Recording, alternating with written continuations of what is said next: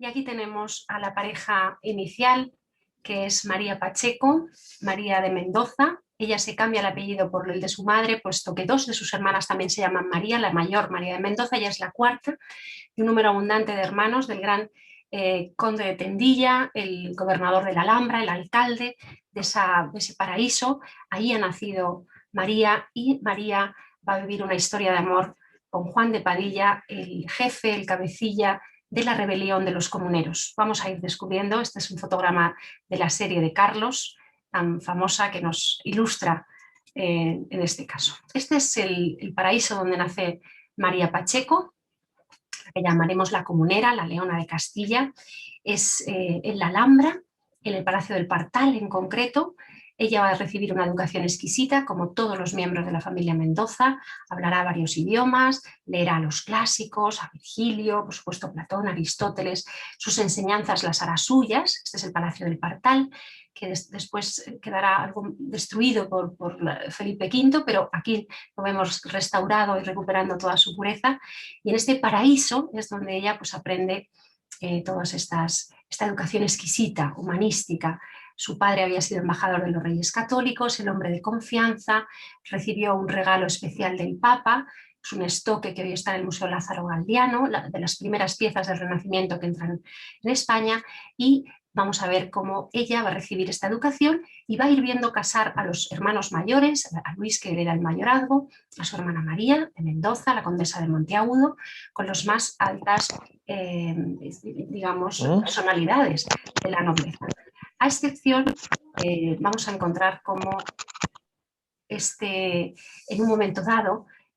ella va a recibir la propuesta de matrimonio por parte de su padre, de este hijo del jefe de armas de Toledo, Juan de Padilla, y ella se va a indignar seriamente, hasta el punto de no hablar a su padre, de negarse a la boda, de ir forzada a esa boda, porque considera que no es de la categoría de la alta nobleza como el resto de sus hermanos han desposado y lo que ella merece. Entonces ella entra en ese matrimonio de manera muy rebelde, y en este lugar maravilloso de los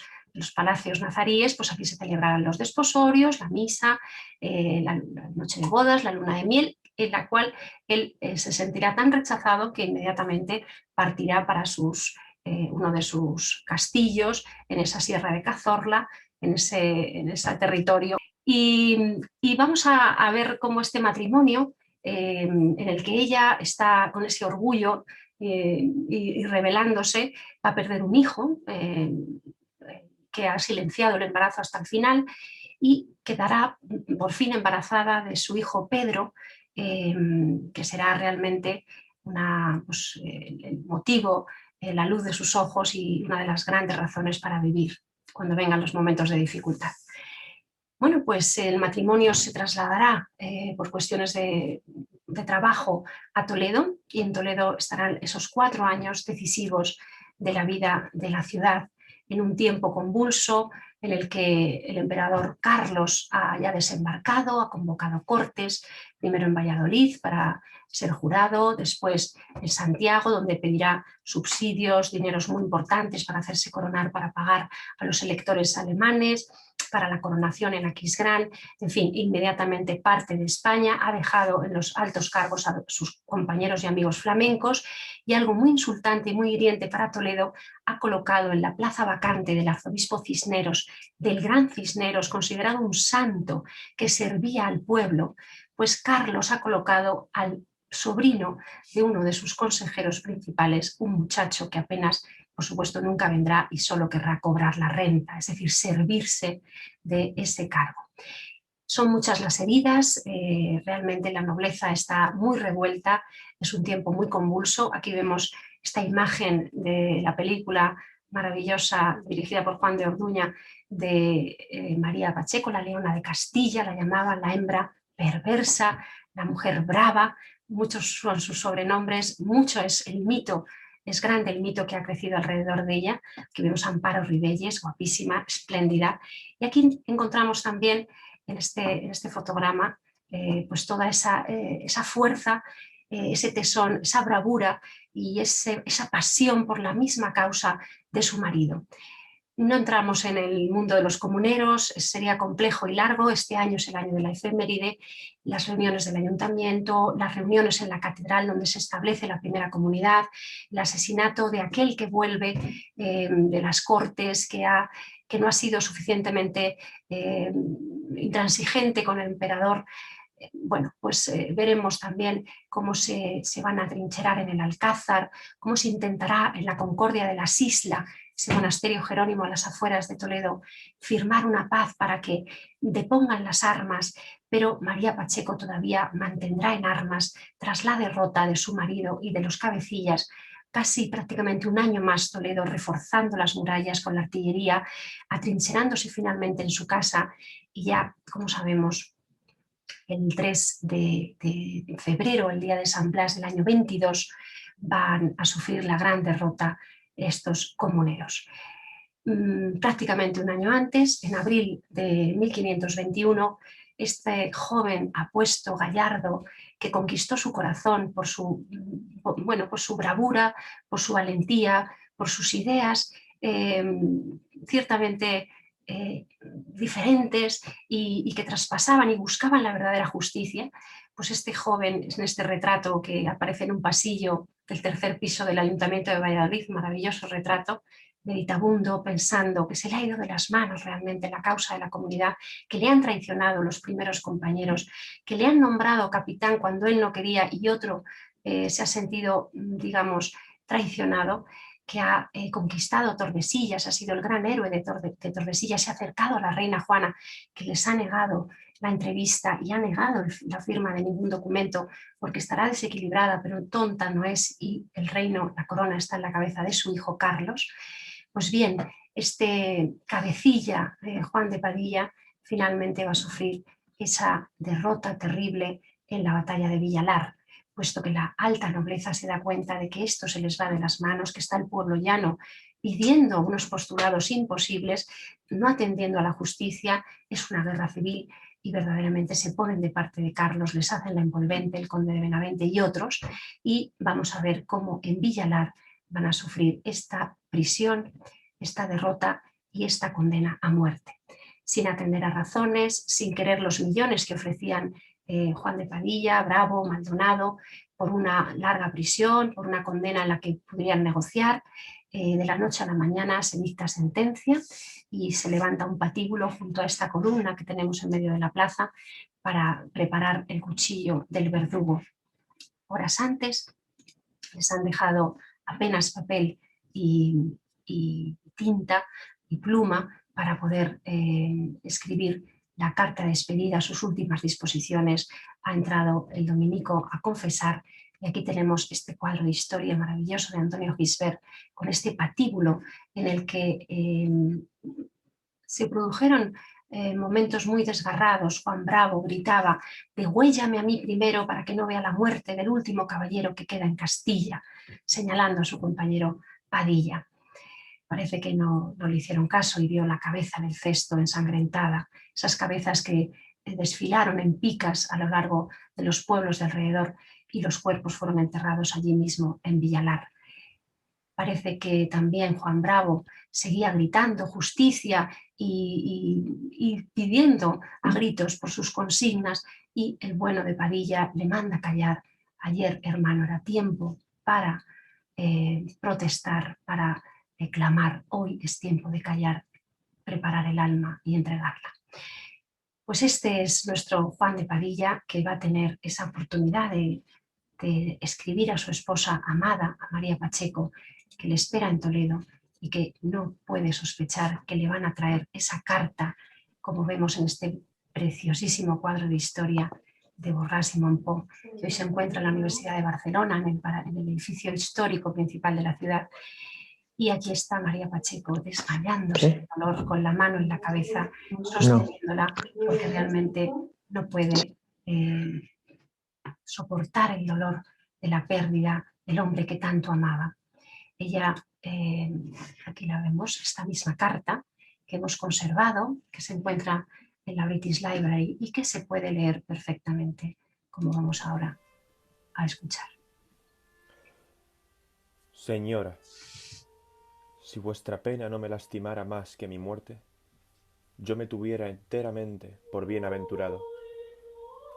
que siendo a todos tan cierta, señalado bien hace Dios a quien la da tal, aunque sea de muchos plañida y del recibida en algún servicio. Quisiera tener más espacio del que tengo para escribiros alguna cosa para vuestro consuelo, pero ni a mí me lo dan, ni yo querría más dilación en recibir la corona que espero. Vos, señora, como cuerda llorad vuestra desdicha, que no mi muerte, que siendo ella tan justa,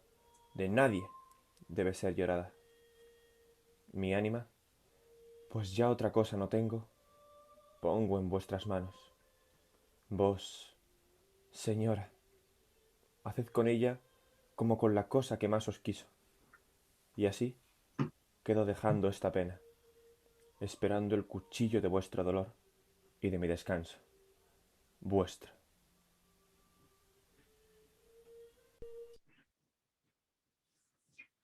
Pues aquí tenemos la segunda parte de la carta, donde se aprecia perfectamente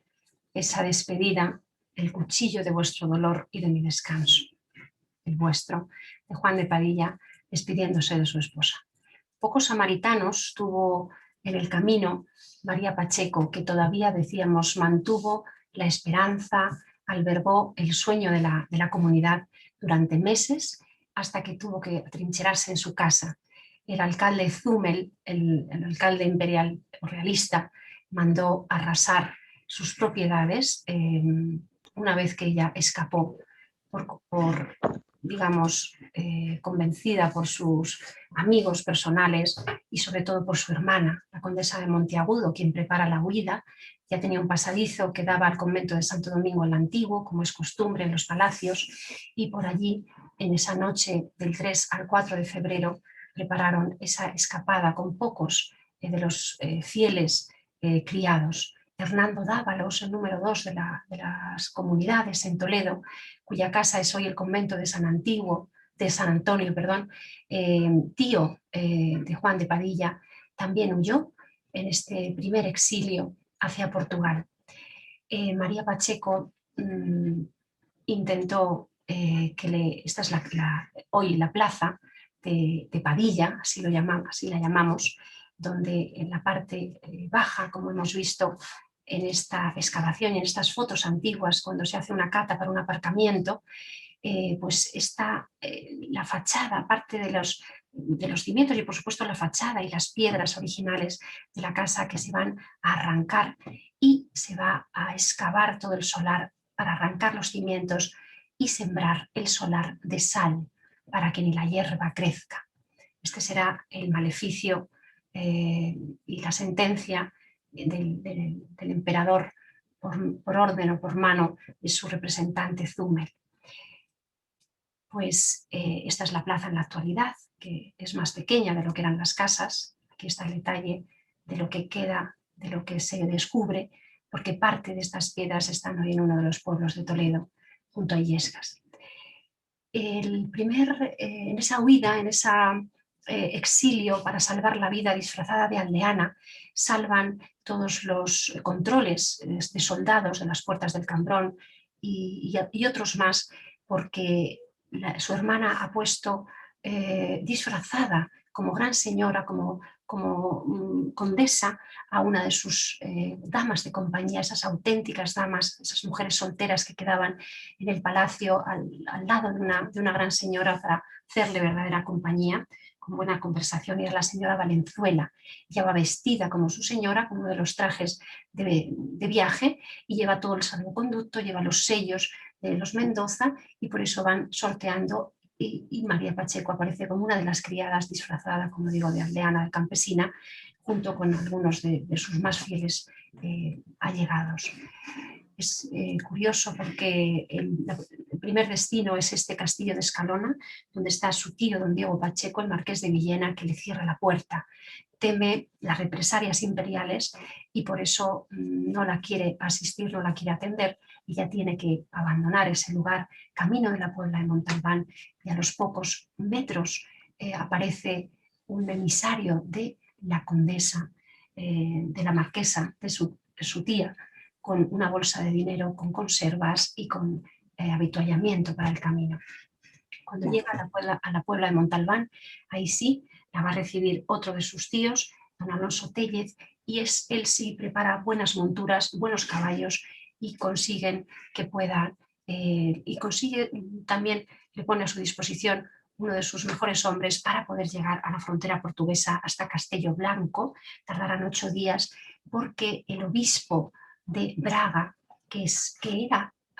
afecto, era cercano a la causa comunera, don Diego de Sousa, se ha comprometido a acogerla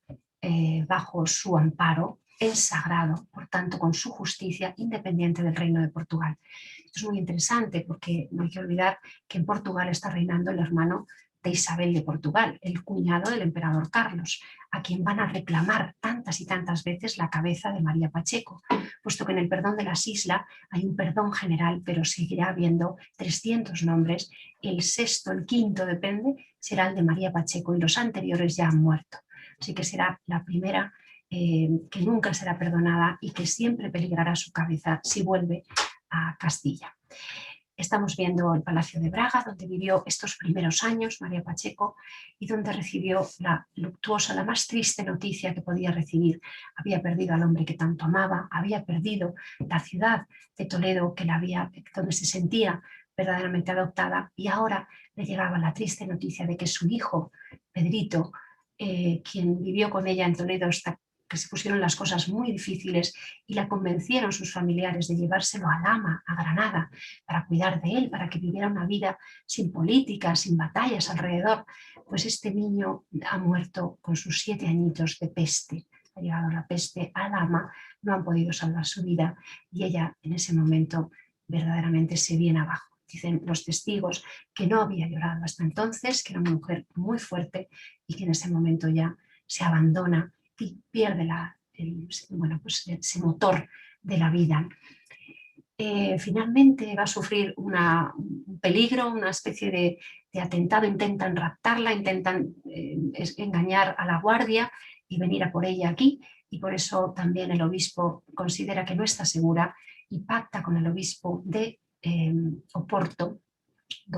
dirán los portugueses, la acogida de María Pacheco. Es curioso porque este obispo era el confesor de la reina, no estaba en su palacio episcopal, no estaba en este lugar. El obispo de Oporto estaba en Castilla atendiendo a su majestad la emperatriz, pero eso no quita para que como buen cristiano pues considerara que debía acoger a esta mujer que no tenía ya donde valerse y donde acudir.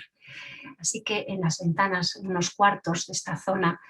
fríos, sin ninguna renta, sin ningún alimento, solamente se la acoge. Sus 4 criados que le quedan se pondrán a trabajar como en el puerto para descargar mercancías y con eso podrán comprar carbón, la comida más básica y poco más. Pasarán los años, ella está enferma, tantas ocasiones con sus fiebres y con un dolor de costado que la atenaza. Hay algún médico que proviene de Granada, de ese exilio también de los musulmanes, algún médico que la atiende, que la alivia, pero finalmente saben que es una enfermedad mortal que la va a llevar justamente 10 años después de salir de Toledo, a los 32 años, la va a llevar a la tumba. Así que María Pacheco muere en Oporto, con esta vista de la desembocadura maravillosa del Duero hacia el Atlántico, y será enterrada en la Catedral de Oporto, en la Girola, en la capilla de San Vicente, cuya tumba, pues desgraciadamente hemos perdido. En el siglo XIX se hicieron unas obras y se ha perdido todo rastro de este lugar donde sabemos en los libros que alguien seguía dejando dinero para celebrar las misas por el alma de María Pacheco y de Juan de Padilla, todavía varios años después. Así que su recuerdo no se perdió del todo, no se ha perdido entre nosotros en este Día de las Mujeres Poderosas, que hemos visto a esta mujer que no se vino abajo, que supo blandir un arma de artillería, que supo arengar y mantener a Toledo con esa esperanza del cambio, esa esperanza de la comunidad, de la guerra de las comunidades. En este lugar acabó sus días, con esa vista bellísima del Atlántico, ese mismo mar que vio nacer a nuestro segundo personaje, nuestra grandiosa emperatriz Isabel de Portugal.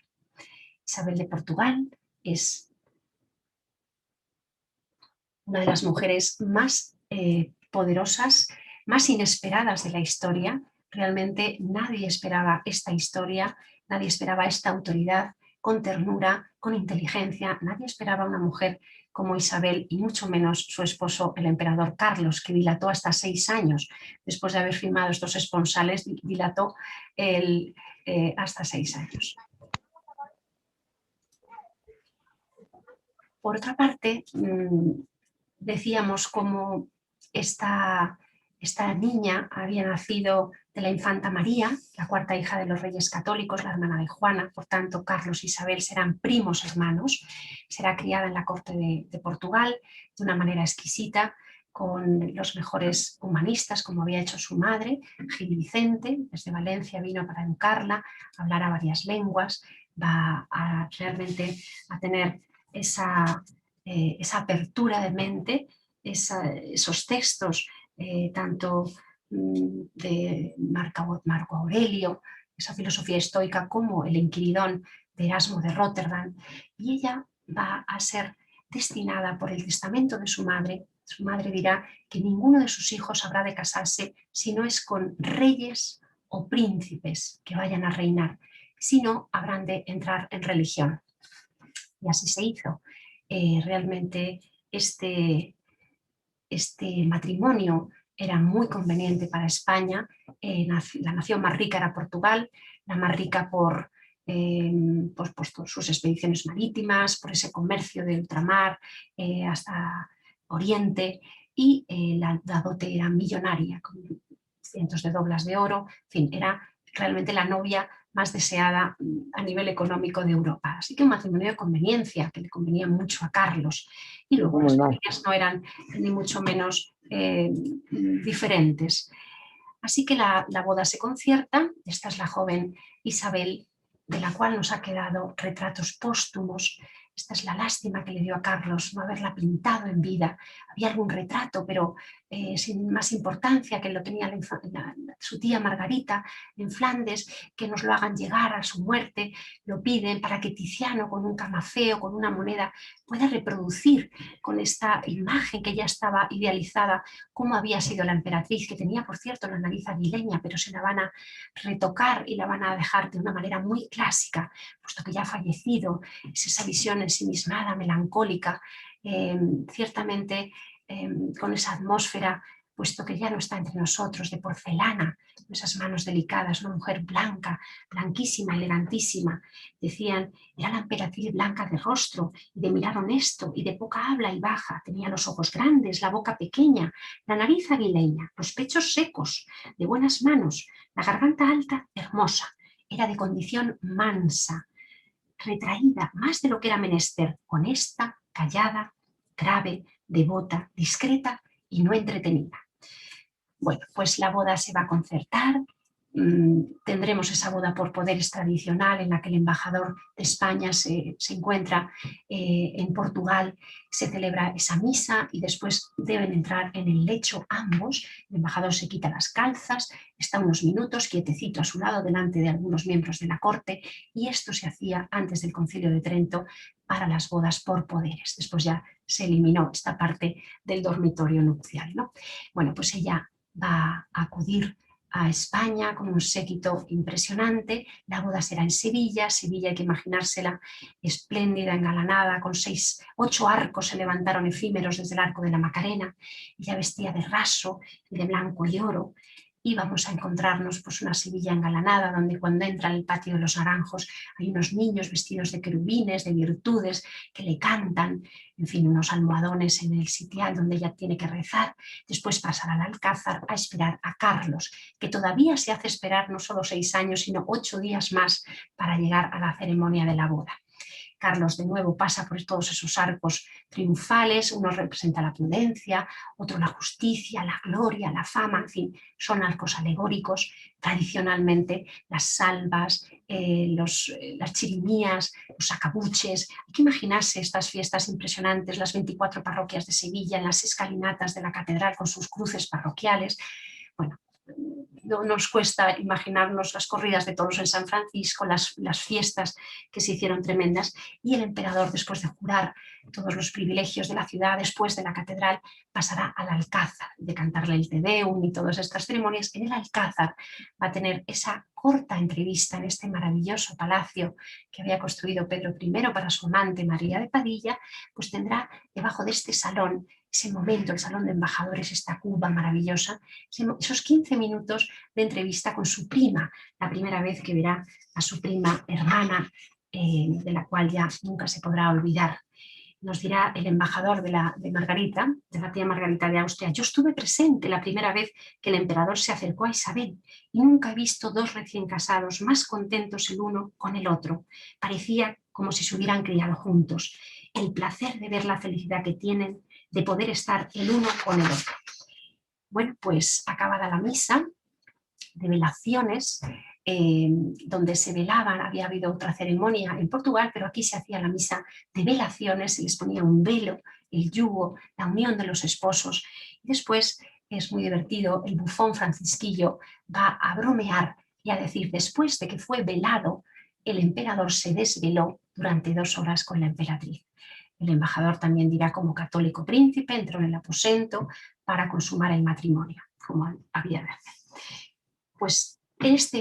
esta boda, que llama tanto la atención y en las películas pues aparece con estos gestos impensables, sabemos que sencillamente cuando se encontraron, pues ella se arrodilló en su presencia, él la levantó, la abrazó, la besó, pero en la mejilla, y luego ya pasaron a celebrar esta ceremonia que comentaba, ¿no? Y llama mucho la atención desde el principio cómo la emperatriz duerme cada noche con su marido en brazos y están muy enamorados y muy contentos, en brazos, impresionante. La luna de miel será en Granada, este paraíso de nuevo, esta Alhambra donde vio nacer a María Pacheco, pues verá esos primeros amores, ese embarazo de Felipe II que se producirá aquí, estos primeros meses juntos en este lugar donde, cómo no, hacer de vez en cuando alguna fiesta, alguna recepción de embajadores para impresionar, entre otros, pues a más de una personalidad europea, ¿no? Vamos a encontrarnos la recepción de Federico II del Palatinado, en esta entrada triunfal, pues maceros, músicos, más de 2000 jinetes, lanceros escoltándoles desde la puerta de Elvira, en fin. Ellos se instalan en el cuarto dorado, ellas se instalan en el cuarto dorado. Carlos pide que se haga una reforma, que la ventana se convierta en puerta para tener acceso directo a los aposentamientos de la reina, de la emperatriz. Y estos días, estos meses de Granada, pues van a ser momentos para renovar los hospitales, fundar la nueva universidad. El día que hay un terremoto, el 4 de julio, la reina decide bajar a aposentarse en el convento de los Jerónimos. Y bueno, pues vamos a encontrarnos unos días realmente de fiesta, muy especiales, en los que los embajadores de Persia aparecen con unas flores muy extrañas, con unos pétalos muy prietos y unos tallos muy largos, claveles los van a llamar, y el emperador manda que esas semillas se vayan a plantar por todos los arrietes de este maravilloso palacio nazarí de la Alhambra. Aquí vemos el patio de los leones, aquí vemos la parte del Generalife, este mundo florido que lleva a la emperatriz en septiembre a mostrar signos ya de embarazo. Incluso aquí va a dejar la huella de este palacio Carlos V, este palacio que será, nunca lo habitarán ellos, pero será el símbolo de esa grandiosidad, de esa fama, de ese poderío que van a vivir en este tiempo. Muy bien, me avisan que si se corta la proyección por el sistema este de Zoom, en 10 minutos seguiríamos, volveríamos a conectar en el mismo enlace, así que nadie se preocupe, que seguiríamos si está la cosa emocionante y os apetece seguir. Bueno, pues la emperatriz está embarazada y así va a viajar. El emperador se va un poquito antes, hacia Valladolid, hay que celebrar cortes, hay que pedir dinero. Este es el palacio maravilloso que Pedro Machuca va a dejar en Granada como símbolo pues, de todas estas naumaquias, estas victorias navales por tierra, con todos los emblemas, los símbolos, y con esta impronta clásica, el círculo, la esfera insertada en el cuadrado, como, digamos, emblema de la majestuosidad, del clasicismo máximo romano, de la perfección, de la nueva Roma, del César. Carlos es el César, y así le llaman, Cesárea Augusta Majestad. Bueno, pues la emperatriz está embarazada, no puede viajar de cualquier manera, va en carreta, pero en algunos lugares la llevan en litera a pulso los hombres, y así hace su entrada en Segovia. Bueno, pues este es el regalo que tanto hubiera deseado Isabel, este carruaje, este tipo de carros que ya había en Flandes, que ya tenía noticias, pero que nunca llegó, ya iba en carreta. Felipe II, tenemos noticias desde Zocodover bajando hacia la puerta de bisagra en una mulilla, en una mulica, y haciendo riendo y dando mucho placer a todos los toledanos que lo veían muchacho camino de Illescas. Ella se preocupaba por su esposo, porque cenaba copiosamente, porque ya empezaba a sufrir esos ataques de gota, y le enviaba mermeladas para que cenara mucho más ligero. En cambio, ella era muy frugal, comía frío, según la costumbre portuguesa, con 3 damas delante arrodilladas, una le cortaba, otra le servía, otra le retiraba los platos. Es curioso porque os estábamos contando la importancia de la gobernación de Isabel, sobre todo en América, las galeras, Andrea Doria,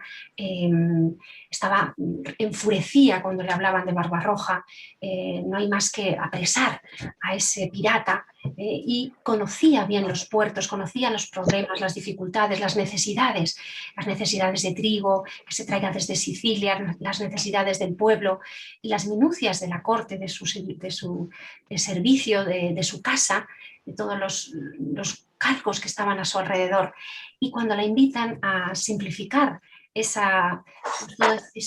personal que tenía a su alrededor la casa de la emperatriz, lo va a hacer de buena gana, a excepción de su capellán, sus cantores de misa y, digamos, toda la parte espiritual que dejará intacta, ¿no?, con su obispo de Oporto como confesor principal. Oigamos al emperador comentar sobre su esposa. Tenemos experiencia de su buena y loable gobernación y administración en la dicha ausencia pasada que hicimos, del amor que a estos nuestros reinos y súbditos tienen, que es de ellos amada, reverenciada y acatada.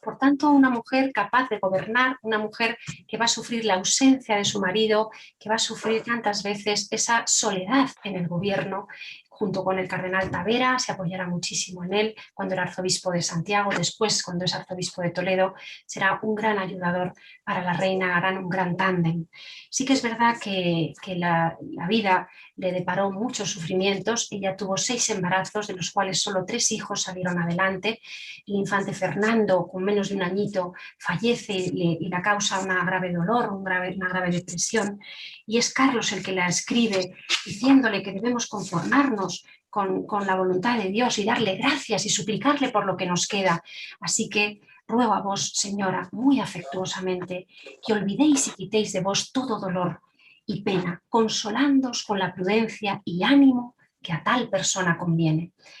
Es curioso porque estamos viendo el tapiz de una de las obras más ricas del Renacimiento, de la más costosa sin duda, esta serie de tapices de la guerra de Túnez, de la conquista de Túnez, de Pannemaker. El taller en Bruselas, fabuloso, son 12 tapices, y en este se muestra a Carlos cabalgando cuando está embarcando para Túnez.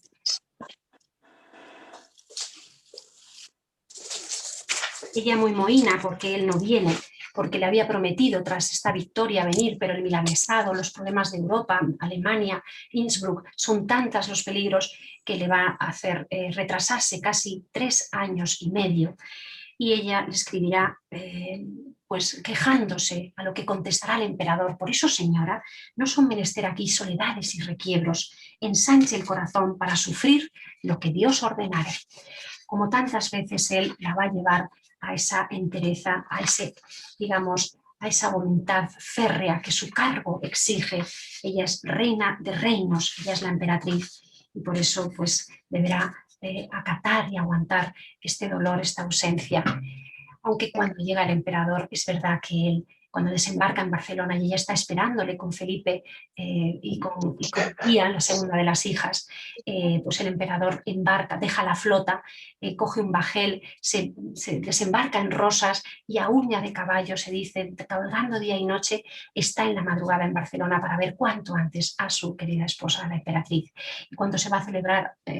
semanas después las cortes a Monzón y le cuentan, le llegan noticias que la emperatriz, como tantas veces, sufre tercianas porque era débil, se pone de nuevo a cabalgar día y noche para estar a su lado. Le habían dado 2 horas de vida y después van a la catedral a dar gracias por esta curación, por este restablecimiento. Sin embargo, es verdad que la emperatriz era débil de salud, era muy frágil y sufría estas tercianas, que eran estas fiebres que al tercer día volvían, parecía que, y al quinto día después parecía que se curaban y volvían otra vez. De tal forma que tenemos noticias de Salinas y de algún otro embajador de que la emperatriz que está gobernando en este momento, que está aposentada en el Palacio de Fuensalida de la Plaza del Conde de Toledo, porque en los Reales Alcázares el Alcázar está en obras, pues se encuentra sufriendo unas altas fiebres muy preocupantes, aunque las primeras cartas del 19 de abril y anteriores hablan de que son accidentes menores y muy tiernos porque la emperatriz está preñada y sufre de la preñez, digamos, lo achacan a este embarazo, a este 6.º embarazo. Según las crónicas, la reina va a parir este hijo muerto, 6mesino, diríamos, el día 20, otros hablarán del 30, Salinas habla del 20, nos podemos fiar de su palabra, y la reina empieza a agravarse en sus fiebres altas, en las hemorragias que su comadrona Quirce de Toledo no consigue ni mucho menos controlar ni cortar. De tal forma que ella va a dictar testamento, que se siente morir, el emperador de hinojos no se separa de su lecho y cuando ella va a morir le besará la mano y se retrugirá, tienen los documentos, a su cámara para ya no salir hasta desplazarse al monasterio de la Sisla, a las afueras de Toledo, para sufrir su dolor. Estará casi un mes sufriendo en silencio ese dolor. Este es el palacio, esta es la sala de la emperatriz donde se expuso su cadáver para ese velatorio breve de apenas unas horas. Era el 1 de mayo de 1539 cuando la emperatriz cerró los ojos. Había hecho testamento, ya lo creo, había mostrado de nuevo en el testamento el amor profundo a su marido, que él dispusiera el lugar del enterramiento. También reservaba a sus hijos las joyas que le quedaban de su cámara, que se las repartieran María y Juana, sus 2 hijas, todos los objetos del oratorio. Y una petición muy curiosa y muy tierna, que se labraran en plata las figuritas, tantas figuritas como hijos le había concedido Dios, y se entregaran en la capilla de Nuestra Señora de la Antigua de Sevilla, como así se hizo. Parece ser que un último deseo consiguió arrancarle a su esposo, y es que no abrieran su cuerpo para embalsamarlo, que no tocaran su cadáver. Aquí vemos su imagen, esta maravilla de bronce, es una copia del bronce de los hermanos Leoni, que hoy se encuentra en el Museo del Prado, también inspirado en ese retrato de Tiziano póstumo. Aquí vemos de nuevo la sala de la emperatriz y la imagen con los claveles que tanto se identificaron, tanto ilusionaron a esta joven reina. El emperador, por tanto, se retira, es el cortejo fúnebre que sale de este palacio hacia San Juan de los Reyes a celebrar la última misa exequial, cruzará por el puente, pasará esas largas jornadas del mayo calurosísimo hacia Andalucía. Ella no ha sido embalsamada, sus ayudas de cama, la comadrona, la han perfumado con algodones, la han llenado de ungüentos en el exterior, pero los pagos al latonero para reparar la caja de plomo donde va la emperatriz en un catafalco llevada por un carro por toda Castilla hacia Andalucía, pues son constantes esas reparaciones porque se va abriendo de los golpes, de los golpeteos el carro. Y finalmente, cuando llegan a Granada, esta es la imagen en la capilla real donde será enterrada junto a su abuela, la gran Isabel, la que marcó tanto su vida. En esa cripta funeraria se abrirá el cuerpo, ese cofre emplomado, varios caballeros son testigos y tienen que certificarlo ante notario, entre otros el duque de Gandía, el futuro virrey de Cataluña, que todos sabemos en este cuadro de historia maravilloso de Carbonero, que también en la película se le hace un guiño, es el estado de descomposición del cuerpo de su majestad la emperatriz y la putrefacción apenas se adivina su nariz y poco más en su rostro, lo que les hace conmoverse y realmente hasta el punto de decir el emperador, este duque de Gandía, Francisco de Borja, no volveré a servir a señor que pueda morir. Escuchemos a Carlos, escuchemos las palabras que escribe al día siguiente desde ese monasterio de las Islas a su tía, a su hermana, contándole el dolor que ha acaecido y cómo él se encuentra completamente destrozado. Yo estoy con la angustia y tristeza que podéis pensar por haber tenido una pérdida tan grande y tan extremada, y nada me puede consolar, si no es la consideración de su buena y católica vida y el muy santo fin que ha tenido.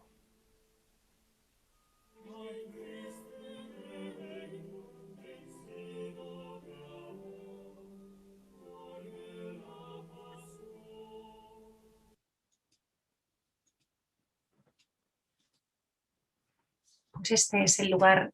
donde se encuentran los reyes católicos, Juana de Castilla y Felipe el Hermoso, y ya no está Isabel, porque como sabemos su hijo Felipe II, que ese día tenía 12 añitos y que parte del cortejo fúnebre hasta llegar al Palacio Arzobispal lo hizo acompañando el cadáver de su madre, después ya le van a confortar porque el calor era insoportable y el niño se desmayaba, pues Felipe II, muchos años después, construyendo el Escorial, querrá unir a su padre enterrado en Yuste y sacará el cadáver de su madre de esta capilla real para llevarlo definitivamente a fundar ese panteón funerario de los reyes de España, de los Austrias, en el monasterio de San Lorenzo del Escorial. Pues esta es la historia bellísima de Isabel de Portugal, que se entrelaza ciertamente en esos espacios, decíamos, con esos personajes. Es su propio hermano, el hermano de María Pacheco, el que acoge a Isabel de Portugal y a Carlos en esa luna de miel en su casa, en su Granada, que él gobierna como alcalde de la Alhambra. Y es esta historia que espero os haya desde luego conmovido, de dos mujeres que lo tuvieron bastante difícil, que fueron recias, fuertes, se supieron sobreponer a la dificultad, a las pruebas de la vida y demostraron que tenían temple y fuerza y garra para levantar reinos y el imperio de la idea de la comunidad.